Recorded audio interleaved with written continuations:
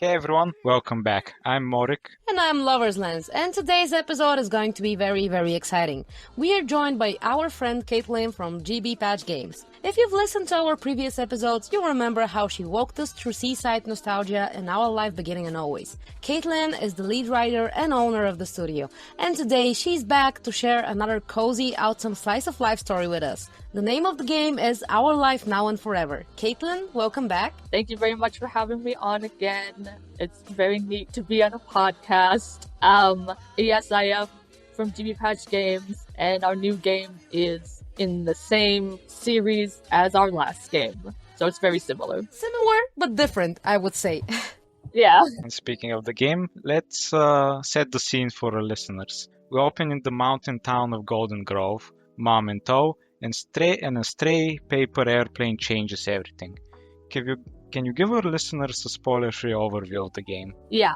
So the story is very simple and basic. You pretty much already said it. You start as a 10-year-old child and you have a single mom. You move to a new town because she gets a job there.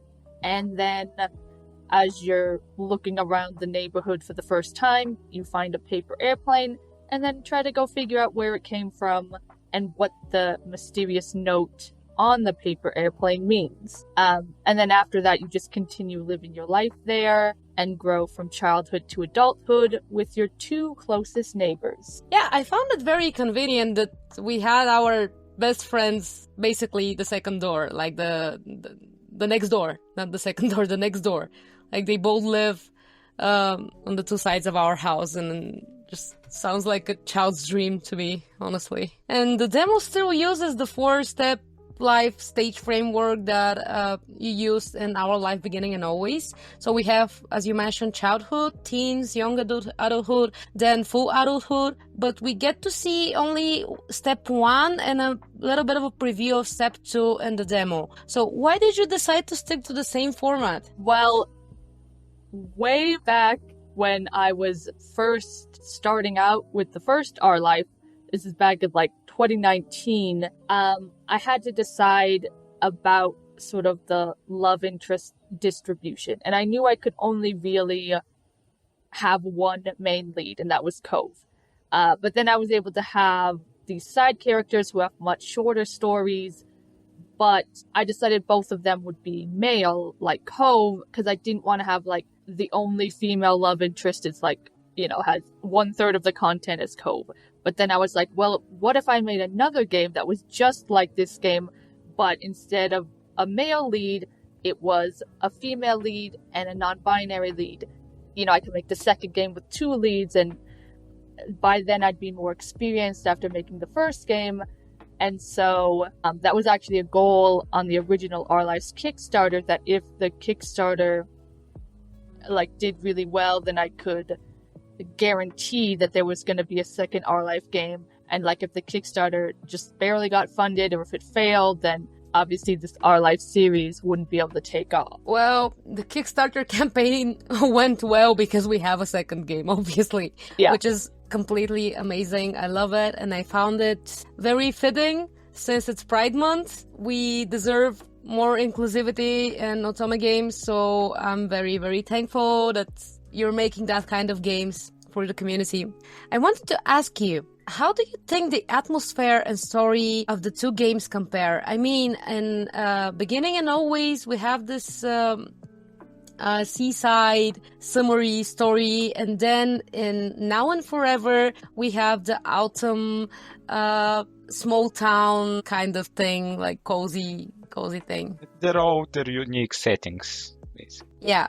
But as you said, they feel similar in a way. How would you compare the both games? Well, I'd say they definitely have different aesthetics. They've got 2 different art styles. The second game is very painterly and soft. The original game is cel shaded and very saturated and vibrant with a lot of dark black lines. And obviously, a lot of the descriptions in the games are totally different, from talking about how hot it is and the smell of the ocean to how freezing it is, and the leaves rustling through the wind. So that's sort of immersive vibe is entirely different. The towns are both entirely different, as you said. The first game is by the sea, the second game is in a mountain town in the forest, and the first game is like this sort of tourist town where there's a little bit more hustle and bustle with people visiting, though there's not a lot of locals. But there's a lot of amenities for these like tourists, and it's a very expensive area to be by the beach in California. And so everybody's got these like very modern, angular houses. But then in the second game, it's a much sleepier town. It's not a huge town. Most people there, have much simpler lives. The houses are all very old, and they've got this very classic architecture style. And so in that ways, it's definitely very different. But I imagine your experience, like actually playing the game, will probably be very similar. There's a lot of like fun and silly childhood moments, and then things get more awkward when you're a teenager, and then when you're a young adult, you're worried about the future, and then when you're a full-grown adult, you've settled into yourself more, and it's mostly just like a wrap-up of your life rather than a full experience like the earlier sections were. So what we basically have in both of the games is very, very immersive writing. Like, as you said, like the general feeling is the same. I felt very, very immersed in the story with every little detail that could be possibly added there. So I like both of the vibes. Like, I like the summery vibe a lot, and I like the autumn one as well in the mountain town. It reminds me, like, it actually clicks even more with me because I grew up in a small town. So this is how it felt, like playing with the kids around the neighborhood, and yeah, it's such a nice story, honestly. Biased here. October is my favorite month, so the autumn is basically my favorite season. It's a moody time. Yeah. It has Halloween in it. Objectively the best holiday. Yeah, I actually forgot about that. Are we gonna have like a DLC with Halloween moment with them? Yes, there are Halloween moments in the first 3 steps. And they are part of the DLC, so you got that exactly right. Nice! Look at those being Super oracles. Nice. Yeah.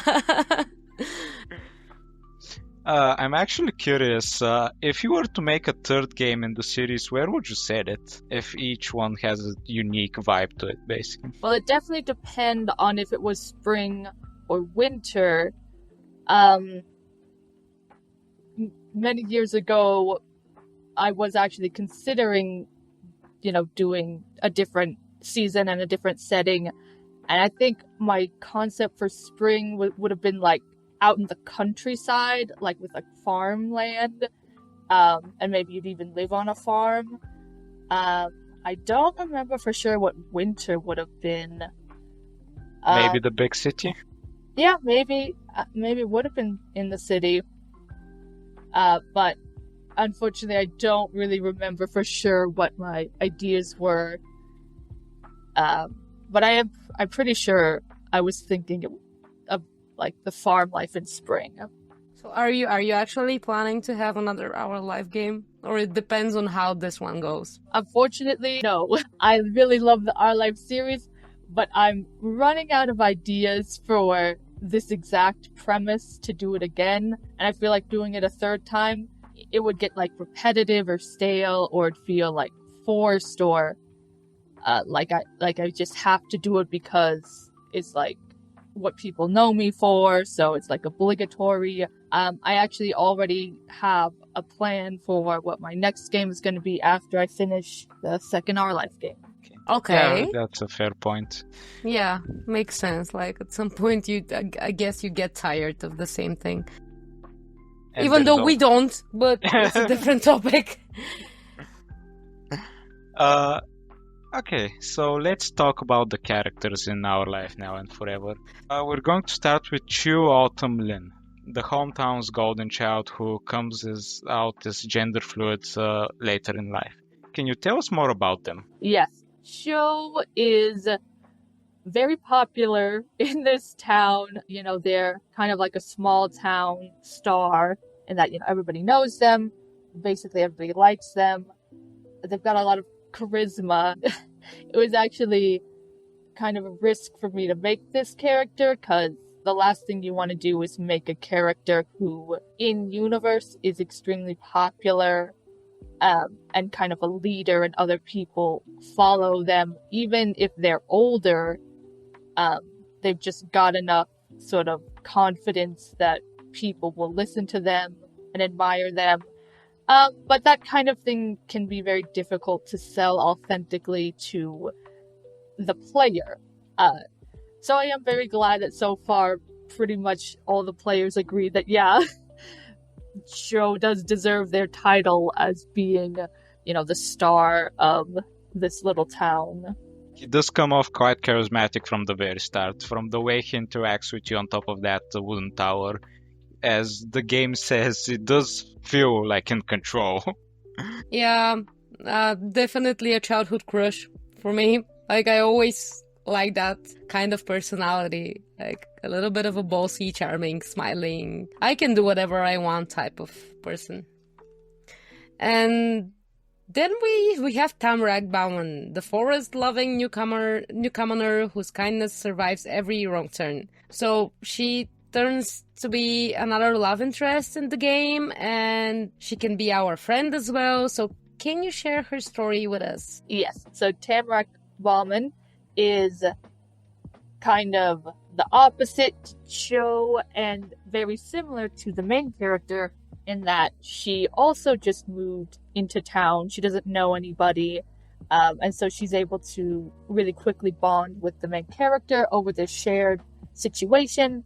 And I really wanted to have somebody like her who could relate to what the MC is going to, who helps you not feel like you're the only outsider. I didn't want it to be kind of potentially uncomfortable in that way where literally everyone around you knows everybody and knows everything and you're just sort of like the only one on the outside. So I felt like Tamra was a really important character to have where you and her can be outsiders together. And she's very confident and she's not daunted by a lot of things. So you can either sort of face things head on together, or you could sort of let her take the lead if you're more of a nervous person. Yeah, she definitely felt like a helpful addition to the story, to our main character, as you said, like not to be the only outsider in the small town. So I really liked her bubbly personality, and especially in the beginning where I'm gonna do a little spoiler here, but the whole forest situation that when they met in the beginning was absolutely fucking cute. And I enjoyed her character there because she hid the leaves and she made a surprise, and then instantly she started helping us figure out the mystery of the paper plane. So yeah, like a friend from the beginning, like from hello, she's with us. Very nice character. Very, very cute. Like, I love her. It also really helps, as you said, when you're in a new environment, being an outsider with someone else makes it more, how should I say it? Not bearable, that's not the word I'm searching for. More normal, maybe? Like, it's not that big of a deal. You're in this together, as they say. It depends on your choices, Morek. I mean, you could, like, as you notice, this game provides a ton of options you can answer to stuff you can react to. Like, that's true. Yeah, you can still be nervous even if you have Tamra, but I'm nervous by default. By default, yeah. But it always helps having someone in a similar situation as you to be friends with, especially. Yeah, like to relate to, you know. And as you said, the game has a lot of options. In regards to romance, can spark instantly, smolder for years, main platonic, or even bloom into polyamory between the three of you. So, can you comment on the different dynamics throughout the game? So, it's definitely, trying to be as flexible as the first R life is, if not more so, and that continues with the romantic feature as well. So you get to choose if your neighbors, friends, or crushes at the start of the game. And this is slightly different because originally, instead of being neighbors in the first R life, it was indifferent. And so you were sort of automatically just not very interested in Cove. But in this game, it's a little bit softer where you can just be neighbors, and it can mean that you're just not sure that you are friends yet, or you want more time to get to know them before you're friends. Or, you're very shy and so you can't just immediately be friends with somebody. And we were able to do this because there is a new feature in R Life 2 where you can shift your relationship in the middle of a step. Where in R Life 1, you could only change your relationship towards Cove at the beginning of every step. So if you were indifferent, that would be for the entire step. But in this game, if you choose to start out as neighbors, then during one of the moments, you can decide that actually, yes, we are friends, and then shift from being neighbors to being friends. Crazy. I can't imagine how much words you've written. So you can match everything, like in different situations. That's quite a lot, right? Yeah. So, talking about writing, I wanted to ask you, what kind of narrative tricks helped you balance two equally weighted leads after this whole Cove-centric first game we had? Well, I have different methods, but I don't know for sure if people are going to be pleased with them. So, the game's not out yet, and I've never released a game like this, so, I'm trying my best, but it is definitely very difficult. I'm trying to have, a mix of scenes where you're with one character automatically. You can choose to go with this character or just skip their entire scene. Then scenes where you're with both the characters automatically, or where you can choose to skip the scene and not hang out with either of them. And then scenes where you're in control and you get to choose who you invite, if it's going to be one character or the other character, or if you can choose between one or both, or go by yourself. And it's definitely difficult to choose, what kind of sweet moment is exclusive to this one love interest, and what can happen with either love interest. For example, if there was a dance, probably you could choose to dance with either love interest. And so you'd get the same experience of being able to dance at this dance, but you just choose which love interest you want. But I also want there to be things that only happen with a certain character, so it doesn't feel like your life is exactly the same and you're just sort of inserting whichever person you prefer. I want there to be a level of uniqueness to the person that you pursue. But there are some situations where it's it'd be unfair if only one character got to do that and the other love interest wasn't even an option. So it's constantly trying to balance all of that. And we'll have to see what people think when it's done. Well, for now, it looks very promising. To me, at least. I enjoyed it. Balance seems perfect. Yeah. And this just literally a ton of choices you can make. Even in step 1, you can choose to go on your own to school. You can take one of them, the two of them. You can go with your mom, whatever you want. This is the kind of game that gives me opportunity to choose something that I even haven't think of, it's this level of crazy detail in the writing. So I bet that your followers and your testers and the people who actually support your games will enjoy it. Definitely. Thank you. And while we're on the topic of customization, the one in the last game was basically legendary, but you've leveled up your game. Players can pick names, pronouns, including multiple sets, not to mention that you can choose font size to toggle, text box layouts, and In general, a lot of UI customization, which is amazing. Most games don't even offer that. Also, you can design your own look. Like we had it in the first game, and we have it even more now. Like with more assets and with more details and crazy, Yes. crazy. So can you go into a bit more depth about the new additions? So I'm definitely happy that we were able to expand the customization system even more. It comes down to being able to have like a really great team, and this game has a lot more funding than the first Our Life did. So we are able to add these like way more complicated features. But we definitely wanted to take the feedback we got from the first game about what people thought was missing, or what they would have liked to see, and though we can't go back and make Our Life 1 even more complicated, we can do that for the second game and make it even better of an experience, more flexible, more suited for different types of players.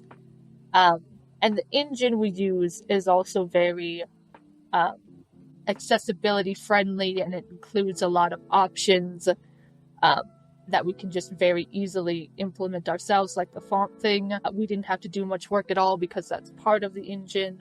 But yeah, I definitely wanted the main character customization to be more present, and that's how we came up with all the characters having this little doll icon on the text box, because we couldn't have the main character in like a full sprite with like the complicated painterly art style, because they are so customizable, and there's 4 versions of them, child to adulthood, and it just would have been, thousands and thousands of assets, and the game would probably never get done.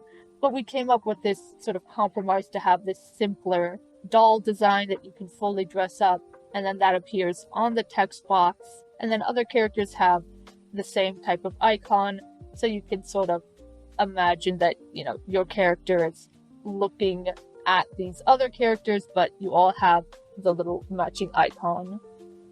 It's just like a chibi version of the character. Like, yeah. I love it. Very, very cute. And honestly, I think it's a nice approach to make it this way, because if you had to do it like in a full sprite thing, as you said, it would be thousands of different art pieces that you had to include, implement, concept, and yeah, it's way more possible, like not possible, like feasible. Yeah, thank you. I lost my words just imagining it, how much work it would be to do that. So it's a nice approach to use the chibi versions. I wanted to ask you, what is this one favorite, like most favorite feature that you added and you're most proud of? I'm pretty proud of, everything, but I'm not the lead programmer, so all the like actual work is done by Shauna, our programmer. So it's like hard for me to be proud of their work. But like, I help, with simpler programming. I guess what I could be proud of is the new relationship dynamic system, since that is something that I came up with as a concept, and I am the one who like writes all the alterations for that. So I'm pretty proud of that. That was actually my next question. So it's a new thing that we get in that game, is the dynamic meter, as you said, and it's a whole new level of customization that you can get in the game. So this meter lets you preset a vibe, like it can be protective, teasing, shy, or like whatever, and you can watch your friends mirror or evolve their own dynamics toward you. So can you go into detail about this system? How did you decide to do it? Why did you decide to do it? Was it hard to implement it? And stuff like that. This is another element that's sort of developed based on what I learned from the first Our Life game. With Our Life 1, I wanted to have the lead be influenced by the main character, since he grew up with the main character, and the main character is, a very important person in his life, and the people you're around do influence who you end up becoming to a degree. And so I wanted to show that with like a feature. And in that game, it sort of determines if he's a more warm, outgoing person or if he's a cooler, more reserved type of person, and if he's more interested in sporty things or studious things, or if he's somewhere in between.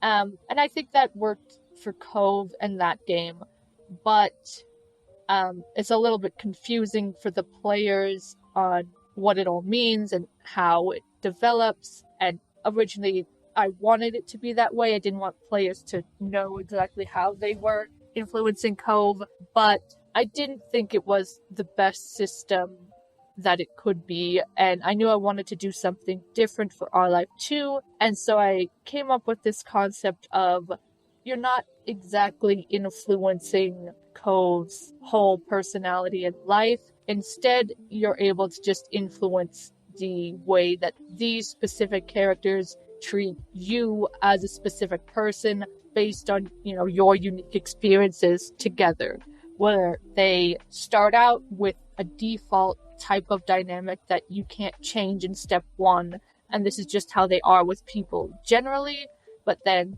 in steps 2, 3, and 4, they can have a unique dynamic with you where they sort of have learned what makes sense with you as a person, and so they've kind of reflected on that. Like, if you don't like teasing and it keeps making you upset, then by step 2, the characters wouldn't be teasing you anymore, and things like that. And so I feel like this is a bit more natural, but still feels, very personal and adds variety to the playthroughs. But it is very hard to implement, and I always feel like there's not enough alterations based on this. And I keep wanting to go back and add even more, but it's definitely a time-consuming process. Sounds like a horror to implement, honestly.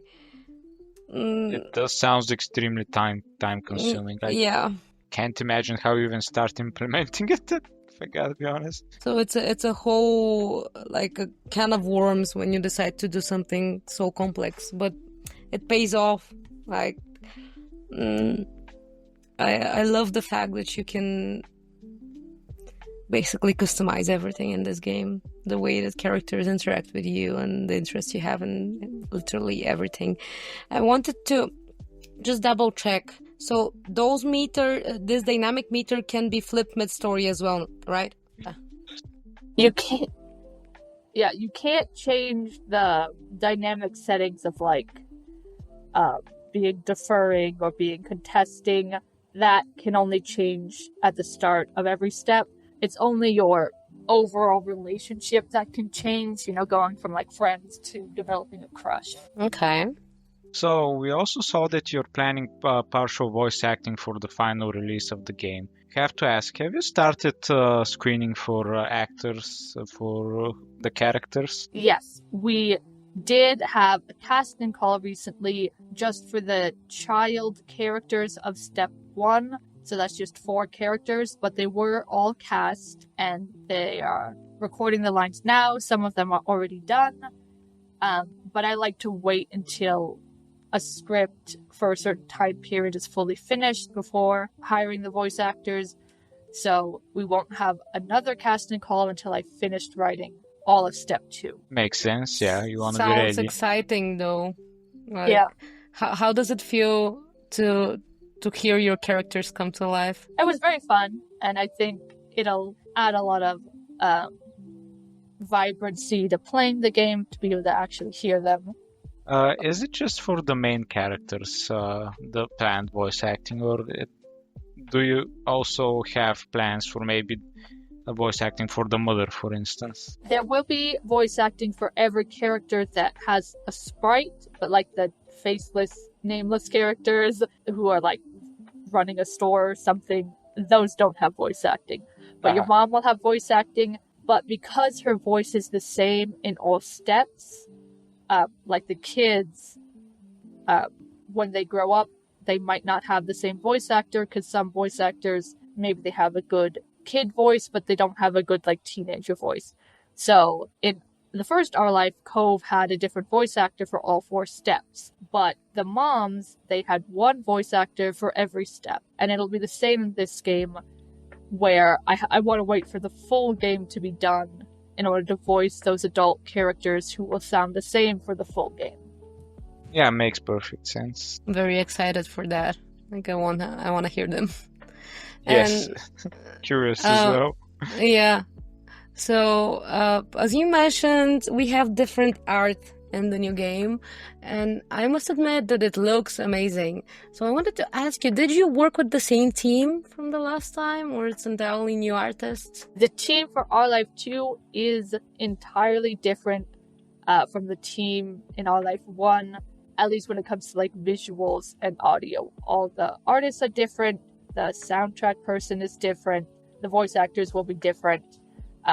I'm still the writer, Shauna's still programming, my brother David still helps with the editing, but in terms of creating the world, it's a brand new team, and that was for 2 reasons. The first is the Our Life 1 team was still working on Our Life 1 when we started this game, so we couldn't have them also make a different game at the same time, and because I wanted this new game to have an entirely different vibe, and that was helpful to do by having entirely different people do it.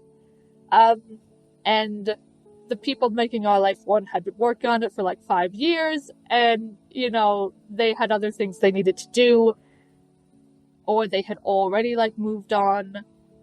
So it was just easiest to start anew with a new team for various reasons. Understandable. Still, both of the games have amazing art style. I love it. Like, I don't know how do you choose your colors, but they go so well together, like in the overall vibe. Everything is matching, everything fits perfectly. So congrats to your new team of artists. They're doing a great job.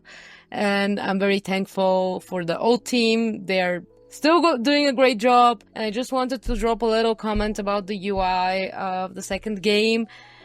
I love it. I just love it. It's so cute, and it feels like I'm in a notebook and I'm just drawing something, and yeah, very, very cozy here. And the covers are amazing. Thank you so much. You're welcome. So, according to your last update, we expect the full launch to be early 2026, I believe.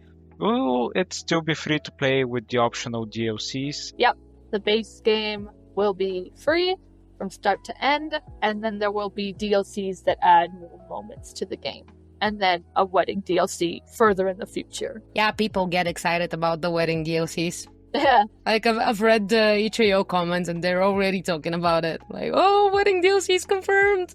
Can't believe it! So, I guess you have, like, a very passionate fan base. Yeah. Actually quite surprising for a game of this quality and this much effort for it to be free to play for the base one. That's quite generous, actually. Really. It's just so much hours are put into it. Yeah, we're definitely very lucky that we can create a game that's so big that it's possible to release a lot of it for free, but still have enough content to sell. You know, it's not a position that every dev is in. They have to sell, you know, as much as they can make. But because of sort of my experience having developed games, Our Life 1 wasn't my first game.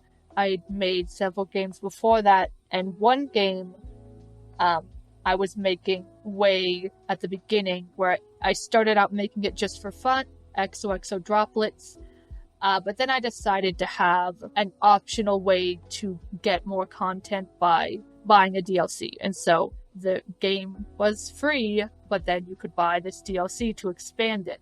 And then I moved on with like other things, but I just sort of always remembered that and how much funner it is when like anyone who's interested in the game is able to play it and you know, have that experience and enjoy your hard work. But then if they like it, then they could still pay for it. And so when coming up with this Our Life game, I knew I wanted to go back to that way of doing things so that this game that's sort of for anybody, and you know, you can be whoever you want, is actually a game that anybody can play. but there's still this other way that we can make like an income from it. That's amazing. And you stuck to that philosophy. It's quite cool. Yeah, like it's a rare thing. Like you already have some successful projects behind your back and you still keep it the way it was in the beginning. So very, very generous, very, very beautiful. So we are expecting 110,000 word demo expansion planned for fall 2025, right? Yep. So what are we going to have there? Can you like tease a little bit? All right. So I wanted to have like this really big demo update, you know, to give players something to do. Like originally demo updates were pretty small, like around 25,000 words. Because I didn't want the demo to be so odd in that it was like hours and hours long and people trying it are like, you know, when does this thing end? Is this a demo? But at this point, especially because the game is delayed, it's like, you know, who cares anymore? I'll just make the demo as big as I want it to be. And, you know, if anyone's confused, that's just too bad.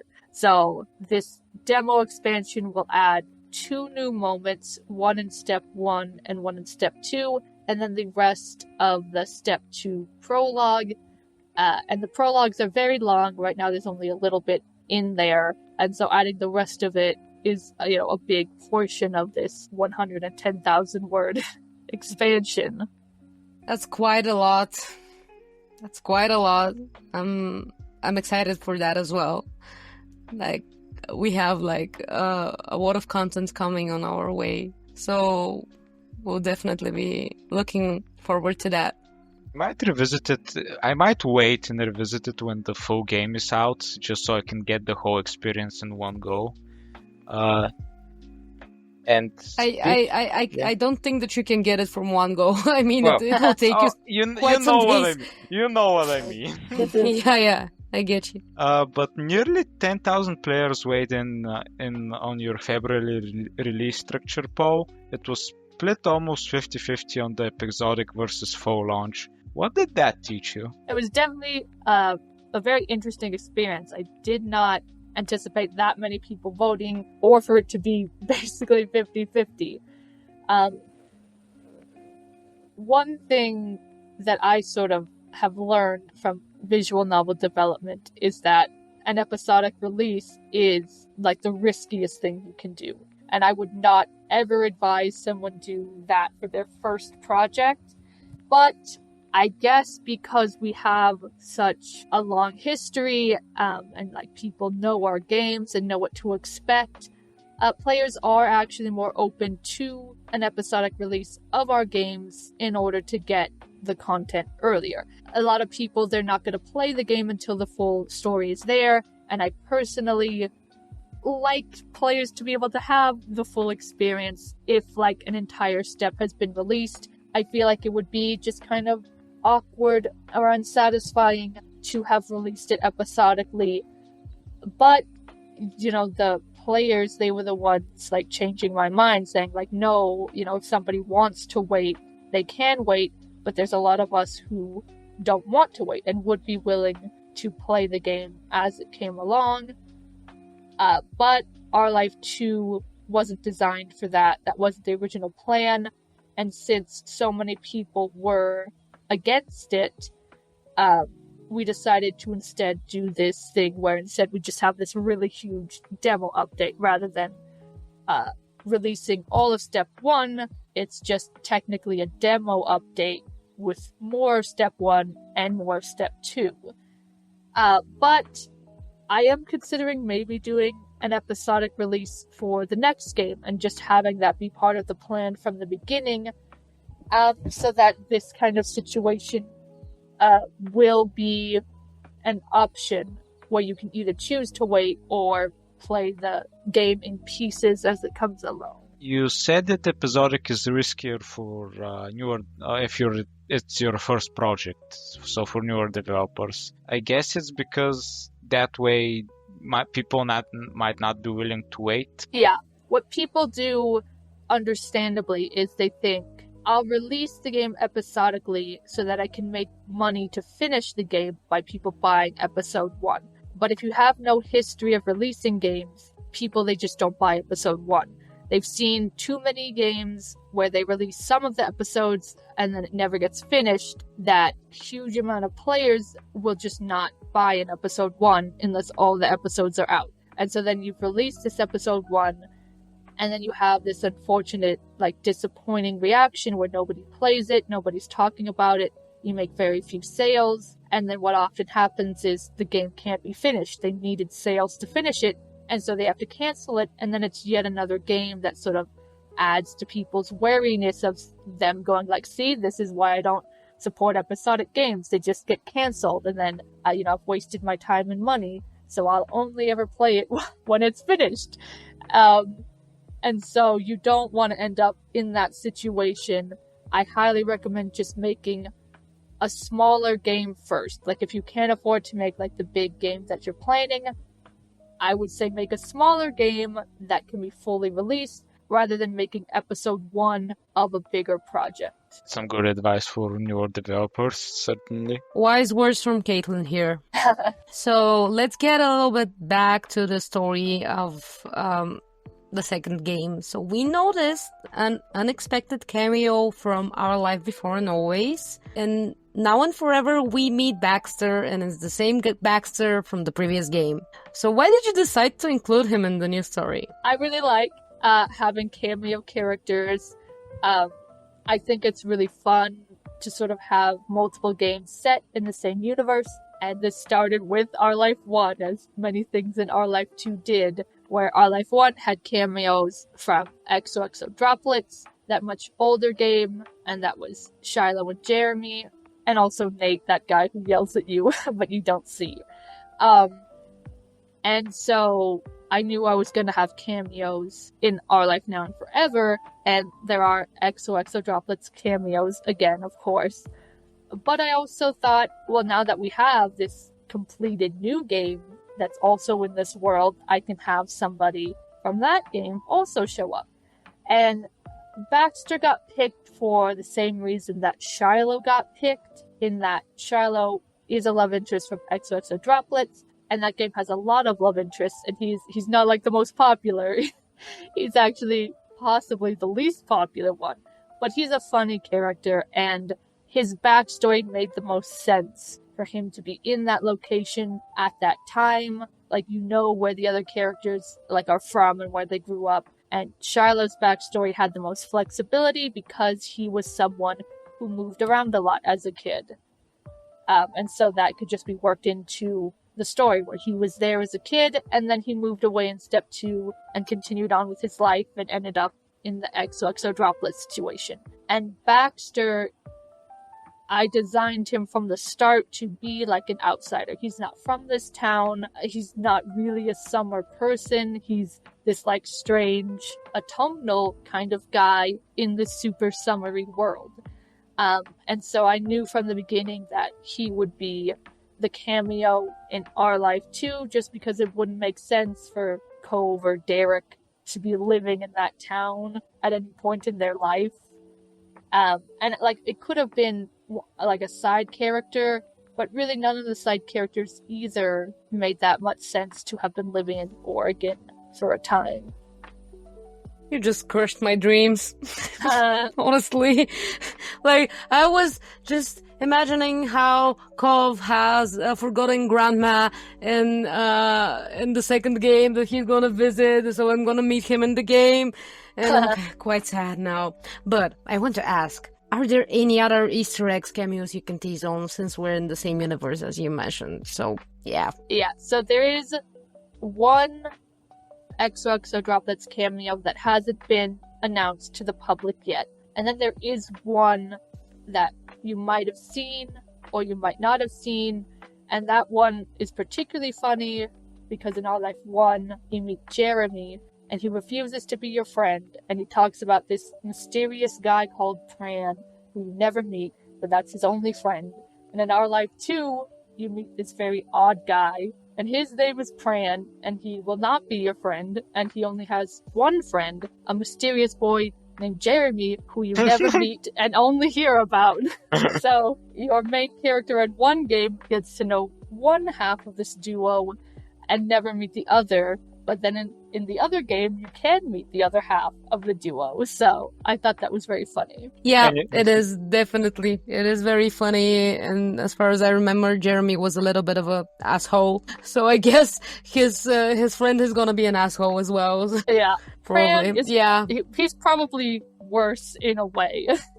Wow. Yeah, because Jeremy, he starts out as this bratty boy, and he's very easy to hate. But then he comes back and he's this much more reserved person, and he insults himself as much as anyone else. And he's just kind of this downer, and it's harder to hate him, and it's actually pretty easy to like him for being kind of funny in his own miserable way. But Fran starts out as a child as extremely likable, and like you really probably are going to want to be his friend. He's this very sweet, quiet, shy kid who's like scared of people, and you probably want to support him. But when he comes back, he's very mean. He likes to cause problems on purpose. He likes to disappoint people. He will be happy if you are sad that he doesn't like you. Boy. Sounds about right. Yeah, so he's Honestly. kind of a heartbreaker in that way. Yeah. Okay, so we're moving to another part of the interview. We're going to talk about the exclusive content, which is not so exclusive, but because you mentioned that you already shared that, but I love early concept arts. So I'm just going to share my screen, and we're just going to comment a little bit on the stuff you send us because they're very, very pretty. So here we go. So the first thing we see here is a character sheet of Chiu. You did the same thing as me. Yes, I did. Chiu. Yeah, right. Okay, I think that's about right.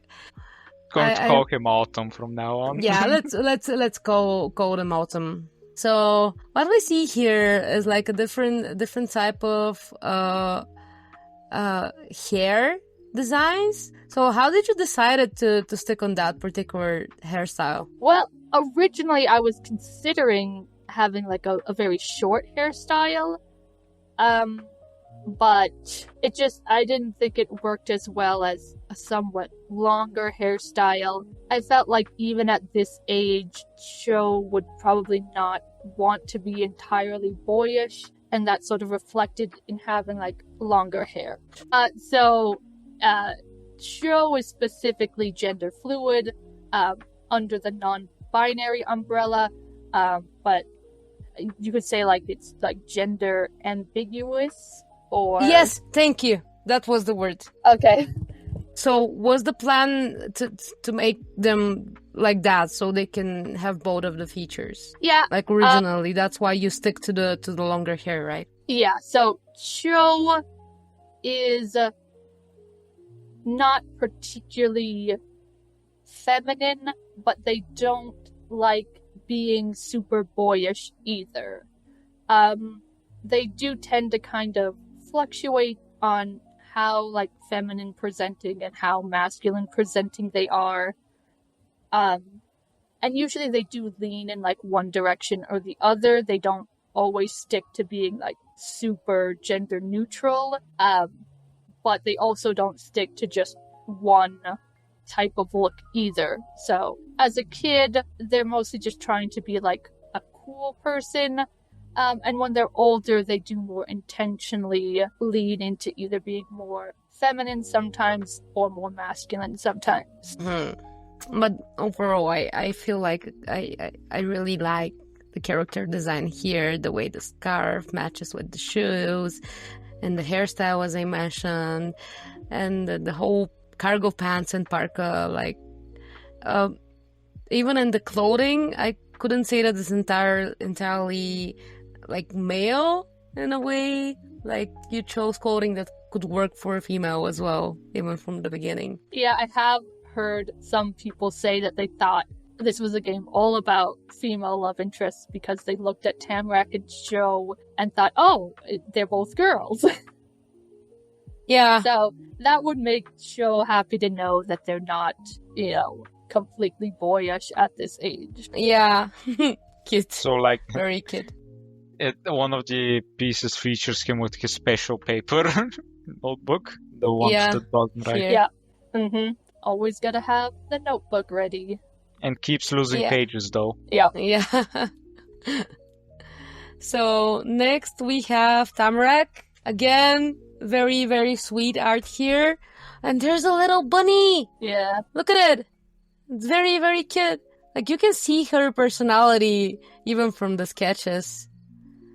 And I was wondering, even when I tested the game, why did you decide on red eyes? Well, I think red eyes are very cool, and I liked the idea of them being like red apple eyes. I just feel like red apples are very autumnal to me.